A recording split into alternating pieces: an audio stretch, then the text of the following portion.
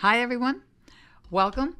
If you're here for What the Effie, let me tell you, we're starting a new series, and this is called Capital Conversations with Effie and Raz. Hi, everyone. This is our first episode, and our guest is Abraham Gray. What's up, guys? Thank you for coming, Abraham, very, very much. Yeah, thank you for coming. You're the one that came. You're a godsend in every single way. All right. We're here to talk about raising capital and the business of raising capital and lending. And I'm going to start by saying, when was the first time you ever raised capital? First time I raised capital was probably in my early 20s. And I raised capital from some friends that, I was doing some fix and flips, and I just wanted to see if they wanted to make a little bit extra money with their money. And I did it, and I did a few extra fix and flips with that money. So was it to be able to do more business or just to get through your own?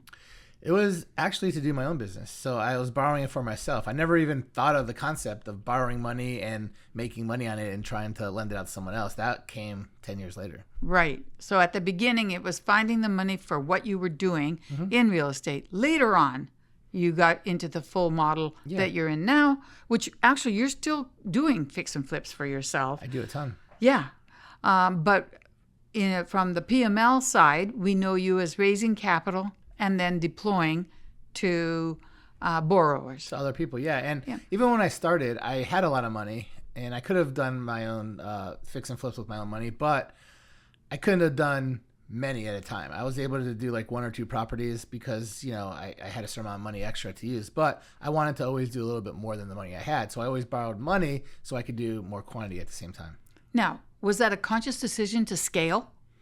Yeah, well, I saw I was doing really well, and I saw that there were more opportunities, and I just didn't want to have that much money out at one time of my own because I used money for all kinds of other stuff. I was still doing a lot of business and other things besides real estate. So I figured that once I got to more than a couple properties, for me to do more and to justify it, I needed to raise money and borrow money from people that I knew, so I didn't have all my money tied up so I could do other stuff with my extra money.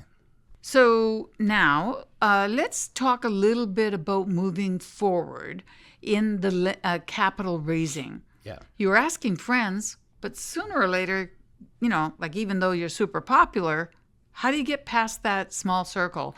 And the reason I'm asking this question is, guys, we want to make sure that you can learn how to raise capital, even if you're not in it now. There is a lot of opportunity, and Abraham has done it, and he's done so many things, but it shows the part of the way.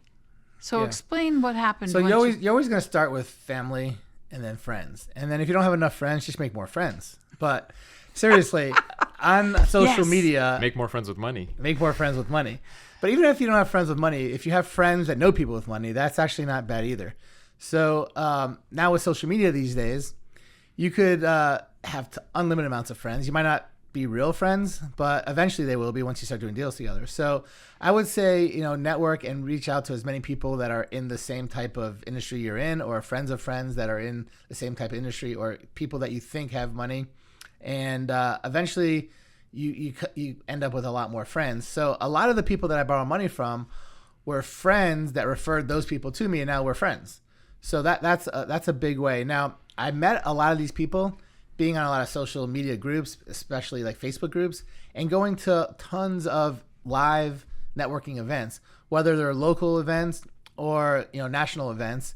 You should go to as many as you could afford to go, as far as money, as far as time, and you build your network that way. And you're gonna find people that are like-minded, because when you go to these events, people that are going to events care about the same stuff you care about. So just going to random events that have nothing to do with the business that you're in, you might not find the right people. But if you target the right type of events, it snowfalls. Like literally, you meet a few people, you can do some deals, everything goes good, they refer you, they post about it, and then it just, most of the people I deal with now, I met through people that I did deals with, so it's just, keeps going.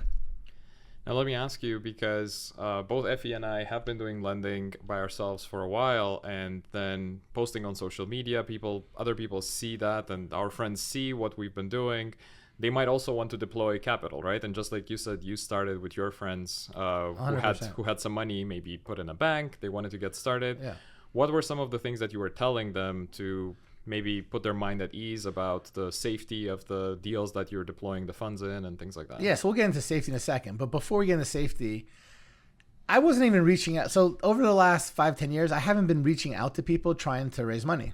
People have been reaching out to me to see if they could deploy money into my deals, which is a home run. Like, you don't even have to sell anybody anything. Yeah. Well, how did that happen?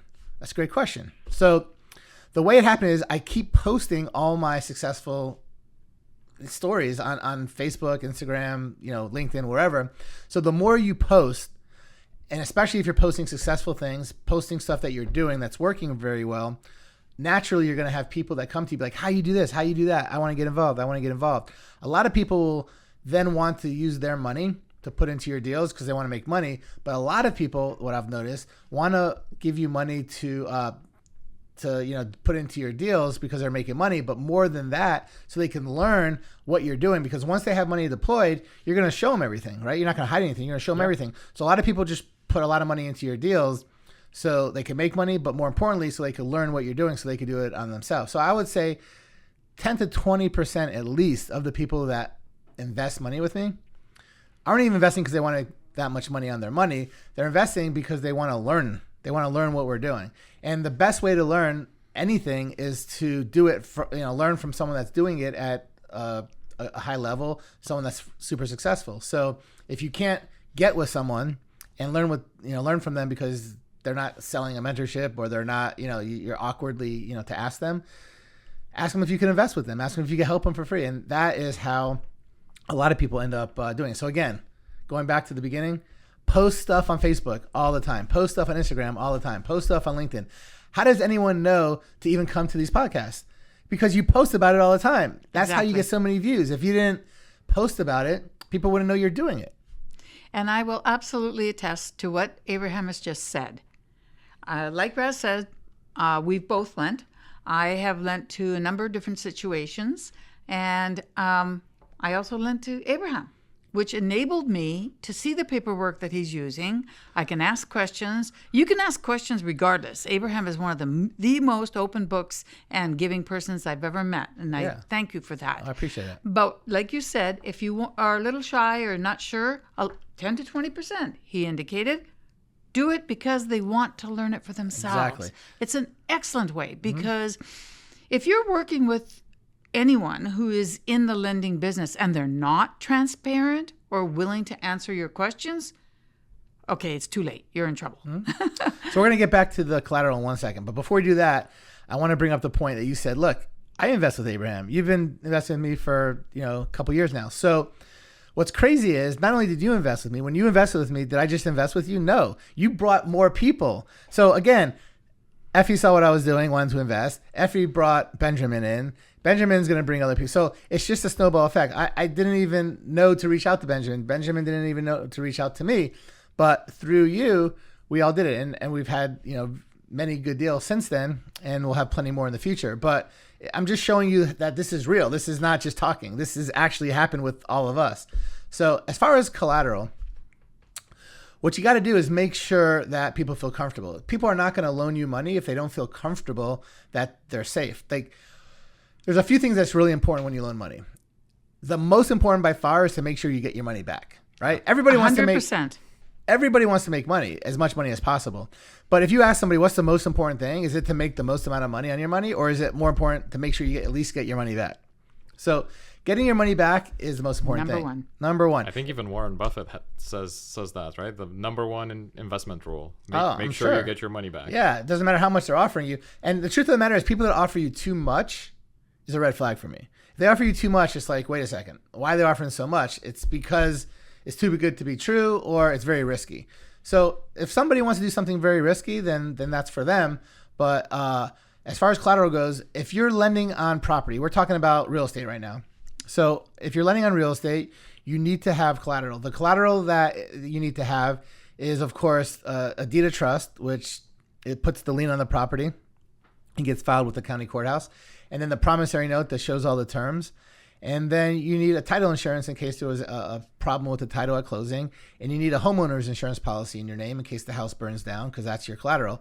And then a fifth thing that you can get is also a personal guarantee, which if for some reason you didn't underwrite the property and you loaned more than the property is worth, you can now go after the person individually for any amount on top of what you actually sold the property for. And I'm going to tell you, if you need to, pause this, rewind, and write that down.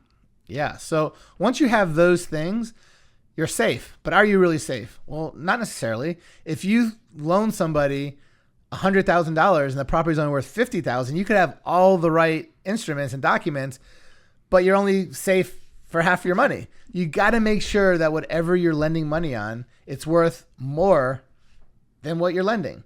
And it doesn't matter if you're lending money on jewelry, if you're lending money on anything else, you've got to make sure that the collateral is worth a significant amount more than what it is worth. And why do I say significant more? If you're lending somebody $100,000 and the collateral is only $100,000, what if it happens to go down in price or whatever, go up? It has some room to go up and down. But more importantly, what makes somebody want to pay you back and forced to pay you back is because they know they have extra equity, meaning that whatever the collateral is worth more than what they loaned you. So if they don't pay you back, they know they're going to lose it. And if they give you a property that's worth $130,000 and you only gave them $100,000, they're going to lose $30,000 if they don't pay you. So that's going to make them pay you. But if you give them $100,000 on a $100,000 property, they're like, you know what? I already got full price for it. Whatever. If I don't get it, who cares? So you've got to make them want to get that collateral back. And the only way to do that is to make sure that you're loaning them 70 to 80%, I would say, on the high side of whatever that collateral is worth. On top of that, if it's something that can go up or down, you need to take that in consideration. And another thing you got to take in consideration is if it's going to cost you money to have to get that property back. How much money is it going to cost you? Make sure that you deduct that off what you loan them too, if you want to be super safe. It's funny that you mentioned that, because just yesterday I heard about lenders who actually got keys on a property that they lent on in second position, just because the borrower did not have any equity anymore and did not have any sort of incentive to deal with it. So they said, here are the keys. No equity. You deal with a hard money lender. And I'm happy you brought that up, because another live, real example that just happened yesterday. Yeah. If somebody doesn't have equity in it, they just don't care. They have nothing to gain by not giving, besides their reputation. But unfortunately, not everybody cares about their reputation. I think everyone should, because once you get a bad reputation, it's going to be very hard to do anything. But some people just don't care. Yep, absolutely. And the other thing to keep in mind, guys, is that when you're underwriting, you've got to be ready to act on that underwriting. So if they are not going to perform and they have no skin in the game or whatever the issue is, you got to be ready to foreclose. That was one of the things that held me back a long time. I was like, and then Abraham's like, what's the matter? Just do it. Mm-hmm. Well, you have to, when you take collateral, you have to be happy that if that person doesn't pay you, I'm more than happy to take that collateral. Exactly. That collateral is worth more than what I loaned you. I'm happy to take this collateral. You shouldn't be upset. Oh crap, I got to take this. Yeah, that's not a good loan. No, it's not a good mental space either, because you're not ready to be aggressive for your own money to come back to you. Mm-hmm. So that part, I think, sometimes holds some people back. But how many times have you had to file to foreclose? I've had to file foreclosures on, probably 1 out of every 100 loans I do. But I've probably only had to actually physically get to the end where I actually foreclosed 1 out of every 1,000. Because, I started just to make people be like, oh, crap, I better pay him or else I'm going to lose my property. But usually once they see that they have a lot of equity, they're going to figure out a way to... The brokest people in the world could come up with money if there's equity. So, like, if I came to you, let's say you were homeless, and I said, look, give me $20 for this $100 bill. I guarantee you're going to figure out a way to come up with $20. Yeah. You're just going to figure it out, you know? So that's the whole point of having collateral. It's better. Yeah. There's one more thing that I wanted to mention about the previous point. One of the things that I learned at the PML Mastermind when I came in Atlanta in March was about personal guarantees and what value they bring. There's something that you said about make sure that you have enough collateral, and I think the point that I learned is make sure that if you are taking a personal guarantee, and I know people who are just lending money on promissory notes and personal guarantees. Yeah, that's horrible. Yeah. Exactly. Sorry, my heart went ba-boom. Well, it's very hard to collect on it. It's very hard to collect, right? Because you also need to make sure that you do your due diligence on the borrower on, are they broke or not, right. Like, what is their equity? Yeah, if you take a personal guarantee, you've got to make sure that the person has something to go after. If they don't have anything, the personal guarantee is as good as toilet paper, right? So you've got to make sure. So you shouldn't ever rely on a personal guarantee. The personal guarantee is like if just emergency, if everything goes bad, but you should really have enough collateral before the personal guarantee. That should be like just last resort. Last resort, like extra, credit bonus. And that's one. Am I correct in thinking that that's one of the reasons that you don't worry too much on the borrower? Yeah. Meaning you're putting everything on the collateral. Everything on the collateral. And you're underwriting. Yeah. So if the house does have an ARV of 100,000, you're not going to lend more than 70 or. Well, I'm going to make sure at the the as is value, not the ARV. I'm going to make sure the as is. Pardon in me. The condition. Woo! Yeah. Edit. Yeah. If the as is value is 100, I'll probably loan them 70. I want to have that room. Maybe 75. I would potentially loan them up to 80 if it's someone I've dealt with a lot and I have a good reputation with and we've done a lot of stuff with. But I would be very careful loaning too much on the as is if you're taking a property. So a few other. Who's doing the underwriting? Yes, make sure you have an excellent underwriter. And if you can't underwrite or you aren't as proficient as you want to be, face the truth and either practice and get much better and or partner with somebody who is. Yeah. And if you can't do any of that, then pay someone that's really good to do it. Exactly. It's much better to pay someone $100 or whatever it is to do it than to lose tens of thousands of dollars or more later. Totally. Yeah, a lot of people want to save that little bit of money up front. It makes it even if you're okay at underwriting, right? Sometimes it's worth getting a second opinion. Some stuff isn't as cut as dry. We looked at one earlier today that was in Swanee. Yeah. That just wasn't as cut and dry. Why wasn't it cut and dry? Well, because there weren't very many at all similar properties that were same size, same year built, and anywhere remotely close that sold in the last 6 months, but not even the last year. So you could kind of still figure it out, but you got to be a little bit on the safer side. And then it's also not bad to have somebody else come and double check it for you. Right. It was also interesting to me on that particular underwriting to see point blank the value of knowing the area. So when you indicated that it's a 1954 house and there just aren't that many older homes there now because they're all teardowns and rebuilds. Yeah. That was something that you wouldn't know without having that geographic knowledge. Yeah, if you don't deal in that area a lot. But the way that you will know that, even if you don't deal much there, is seeing nothing like that has sold in the last year or two, or one out of thousands and thousands of properties have sold that are similar. If you might not know why, but you can understand that that's a red flag. Yeah, you've asked me why has nothing sold like that. And there could be a lot of different reasons before I looked.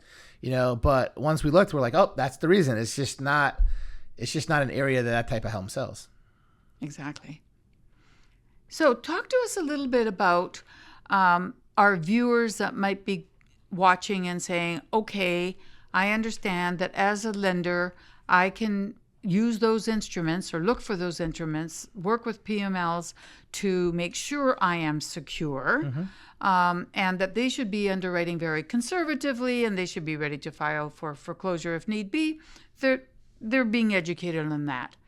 Now, if they want to move, if one of our viewers wants to move into actually doing the lending themselves, as we said a little earlier, the concept is follow someone that's doing it. 100%, always.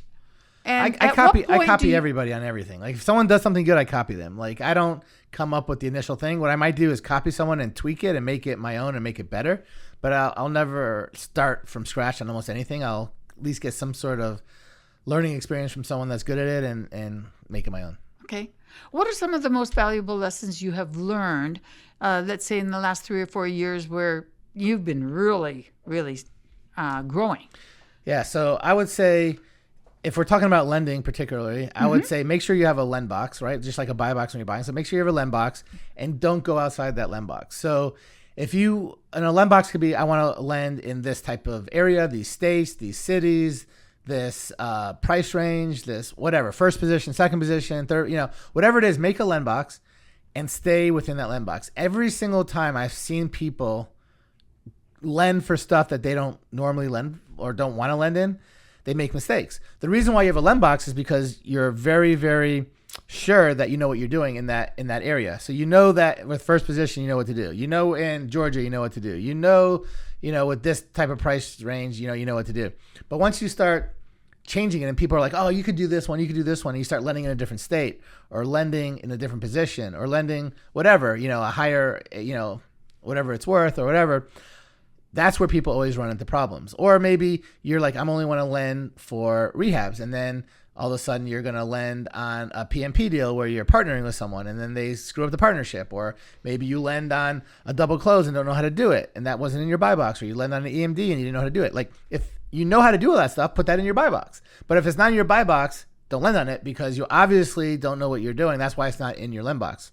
So I would say that's the most important thing. And all the mistakes I've made over the years is because I loaned money on stuff I shouldn't have, I didn't know enough about, and I lost money, on those deals. And that's why, I'm able to show everybody now, because I've learned my lesson. And now over the last, however many years, I only loan within my loan box, and never have any issues, always make money, and, never stressed out, everything's smooth. Now, you mentioned the PMP, which we are not interested in doing. So private money lending or private money partner. Can you talk about the differences between those two, and what's your position on it? Yeah, I mean, we know you as a private money lender, but what would you say about that? So private money lenders are people that loan money to people and get a guaranteed interest rate, whether it's, whatever rate it is, doesn't matter. But you know exactly what you're going to get. If you don't get it and someone doesn't pay you, you take the collateral. If it's property, you foreclose. If it's something else, you just take it and sell it. For our private money partnering, PMP, you are loaning money, but you're not necessarily getting a guaranteed set amount.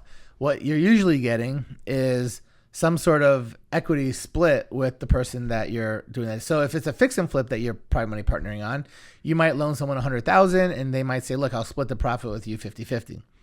The problem is you don't know how much they're going to make on it. So, maybe they make a lot, maybe they make a little, maybe they lose money.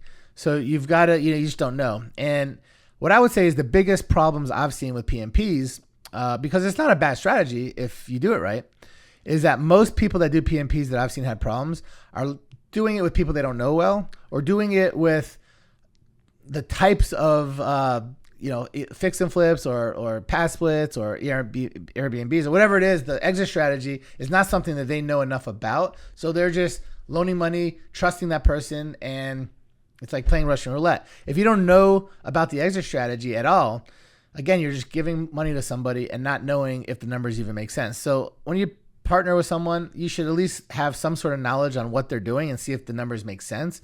If you don't, then ask someone that's a friend of yours, or ask someone else that's done it to see, do these numbers make sense? And again, there are plenty of people I know that have done PMP deals that have done really well, but those are the people that know what they're doing. And then I've seen plenty of people that did PMP deals that have lost all their money or most of their money. And it's because, again, they just didn't know how to underwrite the deals or didn't understand how the exit strategy worked, and it just wasn't drawn up or presented to them accurately. It sounds like for someone who's just starting out, it would be a safer route to start with private money lending rather than private money partnering if they know very little about real estate in general. Yeah, I would say in general, yes. I would say the only exception to that would be if you're private money partnering with someone that is very legitimate, very well known, everyone trusts them, and they've done a lot, then I think that would be a safe type of person to private money partner with. But unfortunately, most people are doing this private money partnering with people that are broke, people that have no money, people that if something went wrong, they can't make good on it. But if you're doing it with someone that has a good reputation, has lots of good track records with different things that they've done, and also has money if things go wrong, they're like, I don't want to ruin my reputation. I don't want to ruin my reputation. I'm going to make good on it. Right.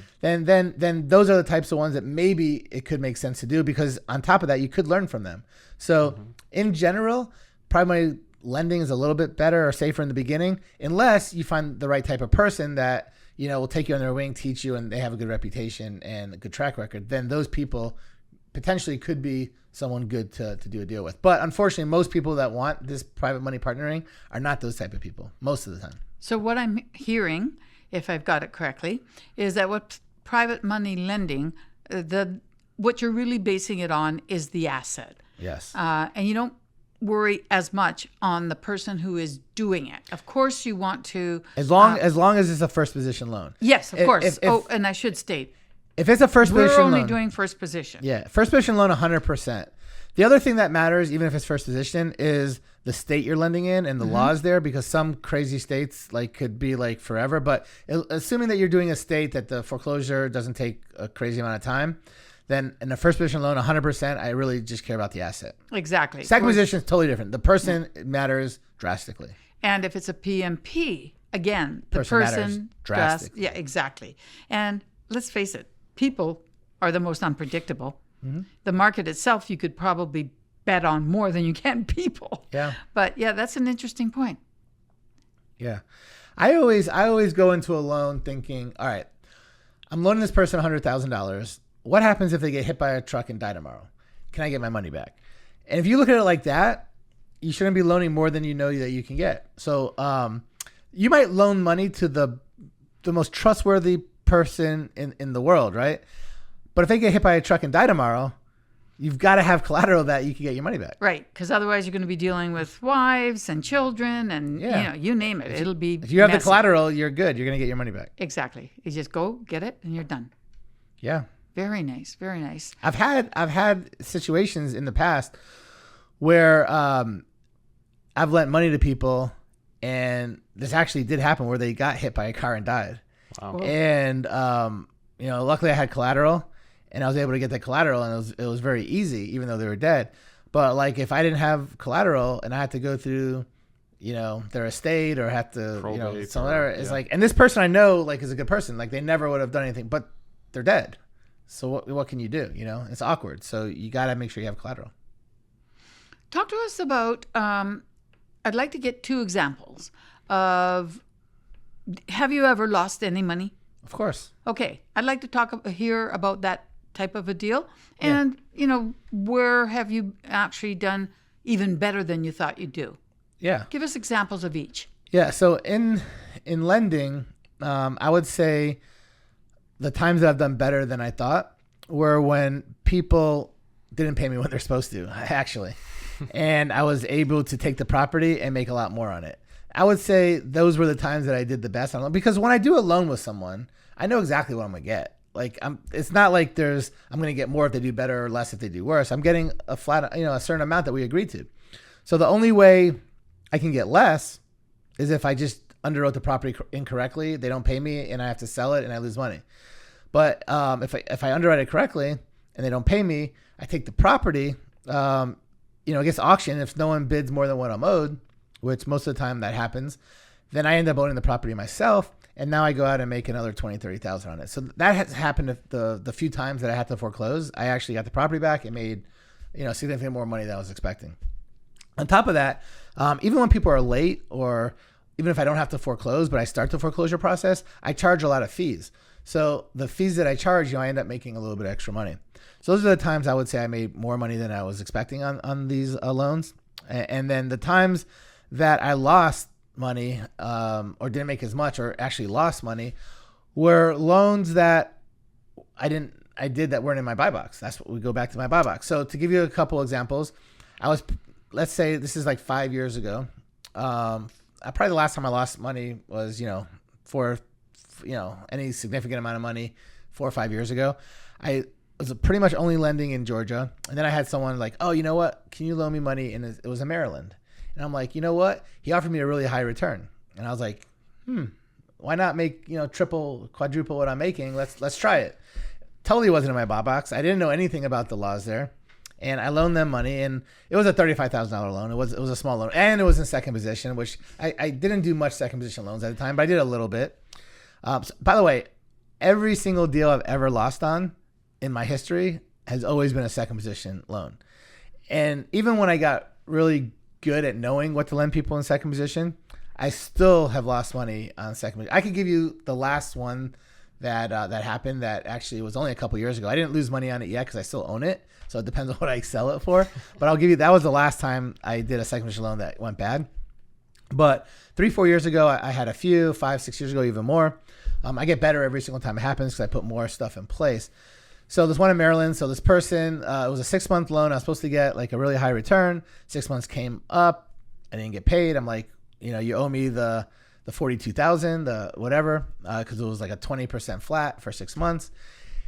And they didn't have it. I was like, okay, great. You don't have the money. You didn't sell the property. Even though you thought you were going to sell it in 3-4 months to 6 months, and they had no idea when they were selling it. So I'm like, all right, cool, no problem.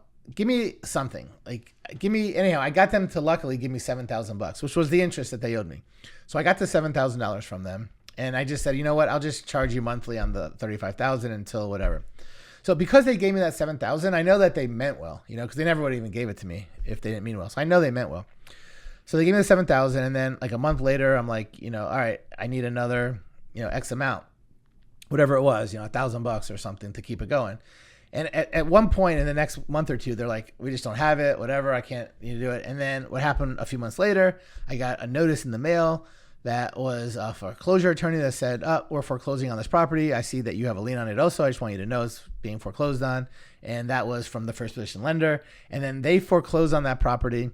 And I think it went for like 120 some thousand. The first position was owed more than that. So they kept all the money. I lost the 35 grand. I probably got like 7 grand back, at 6 months, and then maybe another 1,000 or 2,000 before. So maybe I got 9,000 back. So on that one, I lost $26,000. Not a big deal. I mean, I do crazy numbers, so that's not a big deal. But again, it just sucks to lose on anything.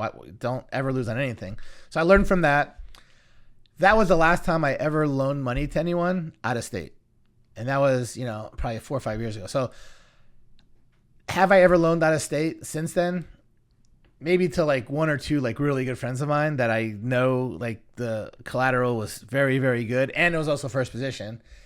So I have done a few, but I don't do it unless it's someone I'm really, really close with, that I've done other deals with, that I know is a good person, and no matter what. And the collateral is so good on those deals, like so good. Like, I want 70 to 80% in Atlanta. I want under 50%, Wow. Yeah. Under 50. Okay. Yeah. I mean, I don't blame you. It's not in my buy box. Yep. I don't even want to do it. I'm doing it as a favor, and because, I know the people, and I've done other deals and I like them. But I don't even want to do those deals. It's not my buy box. So those are some. So the last deal that I don't know if I'm going to lose money on it or not. But I loaned money in second position. And this is a good story for everyone. I loaned money in second position. This is like a couple years ago. So it's only 2 years. But it's in Atlanta. Really good market. I got all the paperwork showing what they owed first position. I had the statements. I had contact. I was able to reach out to them and see what's going on. This particular loan that was for the first position lender did not need for monthly payments. It was a balloon loan. So like they didn't have to pay till the balloon. So like there was nothing for me to say, okay, show me that you're paying every month, because they didn't have to. So now they had to pay me, and they were paying me in the beginning. But what happened was this balloon hit, and they didn't pay the first position lender. And guess what? Mine balloon hit. They didn't pay me either. And when I loaned them the money, this is what the kicker is. When I loaned them the money, I'm making up these numbers just so you get an idea of what it is. But let's just say they owed the first position $200,000. Well, I would have paid $300,000+ for this property for sure. So you'd think I have $100,000 in equity, right, to play with. And I still want to be at, 50, 60, 70%. So whatever. Second position, I want to be a little bit lower than first position. So I'm thinking like, if I loan this person half of what I would buy the difference for, no problem. So I'm like, they wanted 80, 70,000, which would have been a good deal if I bought it, but not to loan. So I ended up agreeing, and I loaned the person $50,000 on this deal. Now I would have paid $300,000 for it right then. They had a $200,000 first position, and I loaned them $50,000. So now we're in $250,000. Okay. If the worst case scenario happened, and they had to foreclose, and I had to foreclose, and we had to pay foreclosure attorneys and all this other stuff, I'm more than happy to buy this property for $300,000, let alone $250,000, right? So you would think it's a super safe, great deal. Well, crazy enough, the balloon hit. It was 6 months later on the first position. And I didn't get paid what I was supposed to get paid. So I started the foreclosure process before the first physician did. And I actually foreclosed on it, and I owned the property. So I own the property, and I have $50,000 in this property. But I own it. But now I'm responsible for paying the first physician off. So I'm like, all right, cool. I'm going to pay them the $200 plus whatever interest. No big deal. I'm going to be in it still for way less than what I want to be in it for because it's a good property. So I call the first physician lender after I foreclose. I'm like, I want to pay you off. I'm going to, this guy, I was a second physician. I foreclosed. I explained the whole situation. I'm like, all right. They send me a payoff, and the payoff's like $275,000. $275,000. I'm like, I saw you owe $200,000 when I gave them the loan. But what happened was they got that loan from them like 5-6 months before I did my loan, and they didn't pay any interest. And so there was 6 months of interest. And then since they didn't pay it off when it was supposed to, there was an extension fee that automatically got put on, which was like another $15,000 extension fee. Then there was all kinds of late fees. Then there was all kinds of interest. And then there was attorney fees. Before you knew it, it was $270,000. So now I'm in it for 50 plus the interest for the 3 months that I didn't get, which is another, whatever, $5,000, and then another, a few thousand more dollars for attorney fees and everything when I foreclosed. So now I'm in this thing for $58,000 plus I have to pay this person $270,000. Now I'm happy to pay. I was in a weird situation because I could say, you know what, screw it. Like I'm not going to pay more than $250 because I don't want to be in it. But the problem is, I still am happy to buy that property for $300,000. So I'm in it for $58,000. Now they're like, all right, well, give me $270 and my lien is gone and you own it free and clear. I'm like, well, shit, now I'm in it for $330. Right. I'm like, damn. But my choices at this point is I'm already lost the 58. It's already gone. So now I'm buying it for $270. Right. So I have to buy it because it's still less than the $300. Right. Right. So I, of course, wired the money, paid it off. So now I'm in this property right now for $270 plus this 58. So I'm in it for almost $330. Plus, I tried to have my dispo wholesaler sell it, and they were only able to get like in the 310, 320. I'm like, you know what? That's stupid. I would have paid 300. They were only able to get 310, 320, which is still more than I would have paid for it. But I'm like, you know what? I'm in it for 330. I don't want to lose money on this. Right. So I started the rehab on it, and I've been rehabbing it now for a little while. I got probably another, I don't know, few more weeks till it's done. Okay. But the market shifted since I gave we did the loan 8-9 months ago. The market's come down, and I didn't work on it right away. So I had a few months of just having all 300 some thousand tied up, which in theory cost me $4,000 or $5,000 a month because I could have loaned that out and made. Right. So I'm in it even for $30,000 more now because of all the money I could have made if I had that money and loaned it out. Yep. Right. So that's probably the most recent one, and I'm actually currently in it that I lost. But the point of this story is for everyone to feel bad for me. No, that's not the point. The point of the story is that you might think this person owes $200,000, but in first position, they could add all kinds of stuff that you don't even know about. And it was my stupidity. I didn't read through the promissory note very closely. It's too many pages, and I just kind of took it for what it was.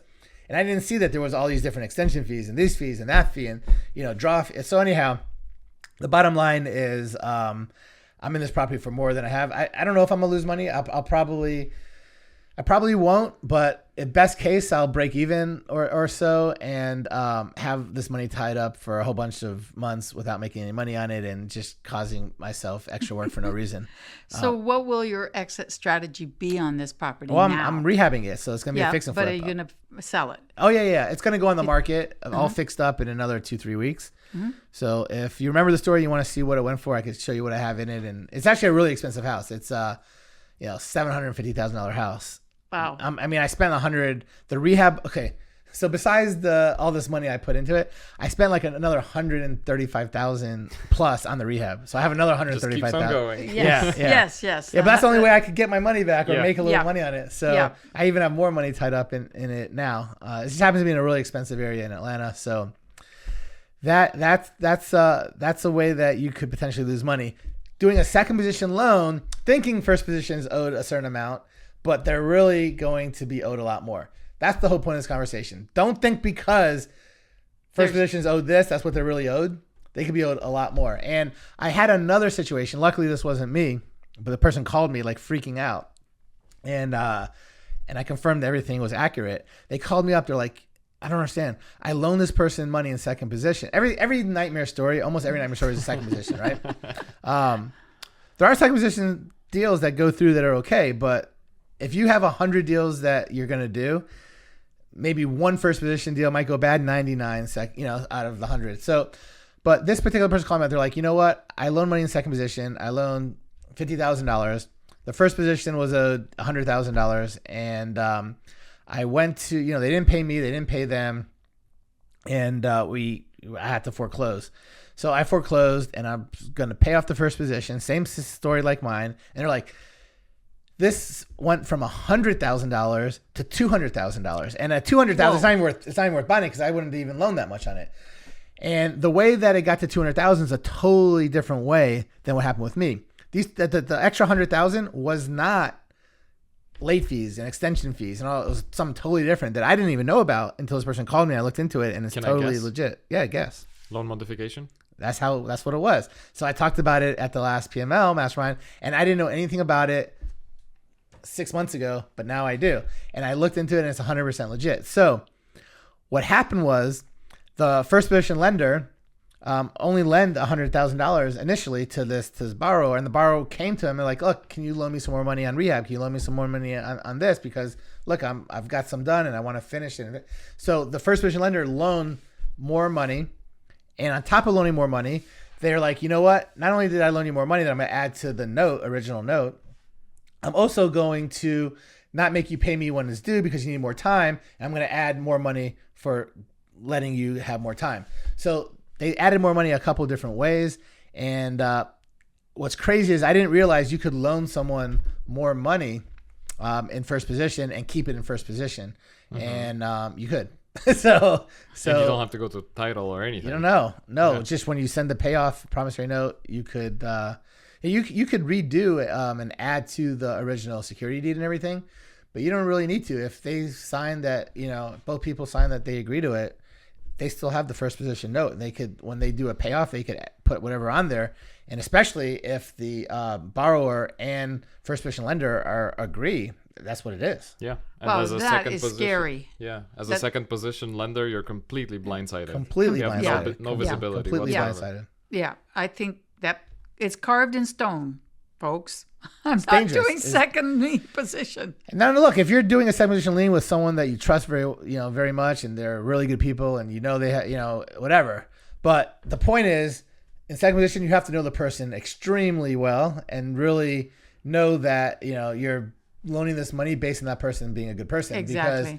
And you'd better keep up to what's happening on the first position. 100%. Monthly, you should check, make sure that they're current. And, I would check on the projects as well, make sure that they're up to speed on what they're supposed to be. Yeah, for sure.